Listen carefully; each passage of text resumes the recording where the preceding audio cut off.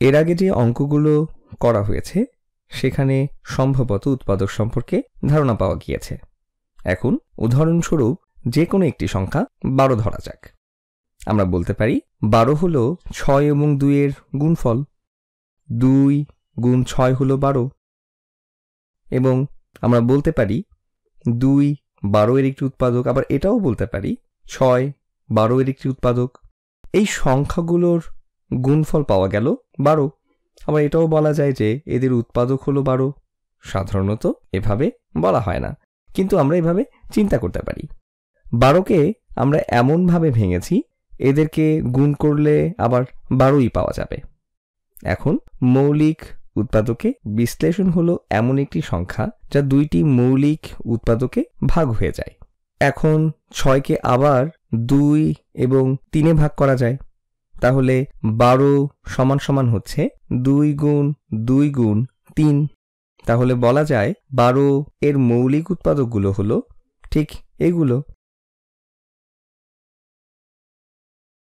তাহলে উৎপাদক বলতে আমরা সাধারণভাবে বুঝব ওই সংখ্যাগুলোকে যেগুলোকে গুণ করলে আবার পূর্বের সংখ্যা পাওয়া যায়। আর যদি উৎপাদক লব্ধ বলা হয় তাহলে সেগুলো হলো ওই সংখ্যা যাদেরকে মূল সংখ্যাকে ভাগ করে পাওয়া গিয়েছে, এবং আবার এগুলোকে গুণ করলে পূর্বের সংখ্যা পাওয়া যাবে। এখন আমরা যা করব তা হলো এই ধারণাকে বীজগণিতে একটু বিশদভাবে ব্যাখ্যা করার চেষ্টা করব। এখন আমরা যদি একটি সমীকরণ নিয়ে আলোচনা করি, ধরা যাক 2 যোগ 4x, এটাকে কি আমরা দুইটি সংখ্যা অথবা দুইটি সমীকরণ অথবা একটি সংখ্যা এবং একটি সমীকরণে ভাগ করতে পারি কিনা।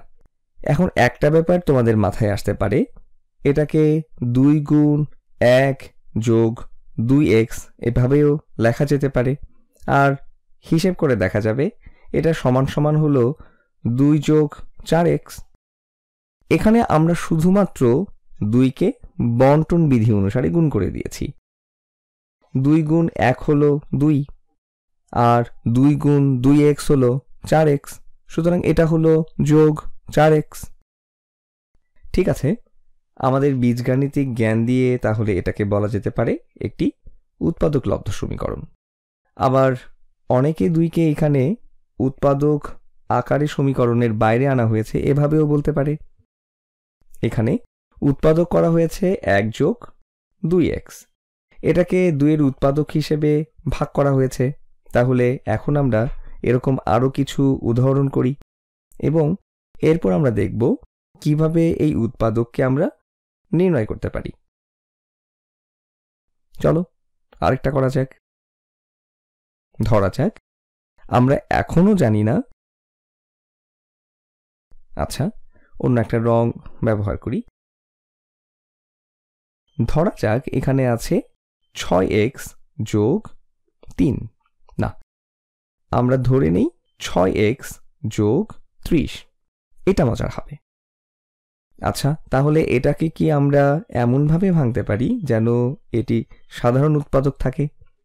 ঠিক আছে, এখানে যেটা আছে সেটাতে দেখা যাচ্ছে যে 6x আর তারপরে আছে 30। এখন যদি 6কে বের করে আনতে চাই তাহলে দেখা যাচ্ছে 30 6 দ্বারা বিভাজ্য, তাহলে এটাকে এভাবে লেখা যাবে 6 গুণ 5, 30-এর 6 গুণ 5 একই কথা। যখন আমরা এই কাজটা করে ফেলব তখন দেখা যাবে 6কে আমরা উৎপাদক আকারে বের করে এনেছি। কার্যত এটা হলো বন্টন বিধির বিপরীত। তাহলে এখানে আমরা বন্টন বিধি থেকে আবার আগের অবস্থায় ফিরে গেলাম 6কে বের করে এনে। এখন 6কে বের করে আনার পর থাকছে একটা x আর একটা যোগ 5, তাহলে 6x যোগ 30, এটাকে উৎপাদক করে আমরা লিখতে পারি 6 গুণ x যোগ 30, আর এটাকে বন্টন বিধি অনুসারে হিসাব করে দেখা যাবে পাওয়া যাচ্ছে x যোগ 5 গুণ 6 অথবা 6x যোগ 30। এখন আরেকটা একটু জটিল ধরনের করা যাক, যেটা কিনা ভগ্নাংশের উৎপাদক নিয়ে। এখন এখানে আমরা পাচ্ছি নতুন একটা রং নেই, তাহলে এখানে আছে 1/2 বিয়োগ 3/2x। এখন যদি এটাকে আমরা উৎপাদকের আকারে অথবা কোনো সংখ্যাকে উৎপাদক আকারে বের করে লিখতে চাই, তাহলে কিভাবে লিখব? দেখা যাক 1/2কে উৎপাদক করা যায় কিনা। যদি 1/2কে উৎপাদক করে বের করে আনতে চাই, প্রথমে লিখব 1/2 গুণ 1, আর তারপর পরেরটা লিখব বিয়োগ 1/2 গুণ 3, 1/2x। তাহলে কি দাঁড়াচ্ছে? 3/2x আর 3x ভাগ 2 লেখা একই কথা। তাহলে আমরা এখানে 1/2কে উৎপাদক আকারে বের করে এনেছি, আর আমরা পেয়ে গেলাম 1/2 গুণ 1 বিয়োগ 3x।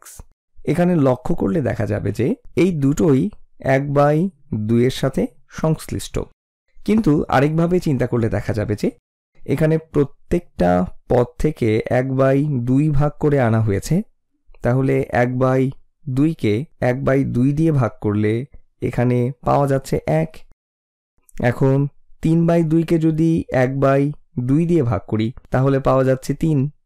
তাই এখানে 1/2 দিয়ে ভাগ করা হয়েছে, এভাবেও ভাবতে পারি।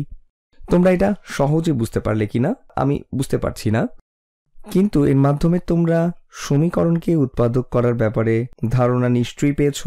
আমরা এখন আরেকটা সমস্যার সমাধান করব। তাহলে ধরে নেই এখানে আছে ax যোগ ay। এটাকে উৎপাদক আকারে কিভাবে লেখা যেতে পারে? এখানে দুটো পদেই a আছে, তাহলে এটাকে আমরা লিখতে পারি a গুণ x যোগ y। এখন এটাকে বলা হয় যে a দিয়ে উৎপাদক করা হয়েছে। এর সত্যতা পেতে পারো a দিয়ে আবার পুনরায় গুণ করে। একে বন্টন বিধি অনুসারে গুণ করলে পাওয়া যাবে ax যোগ ay।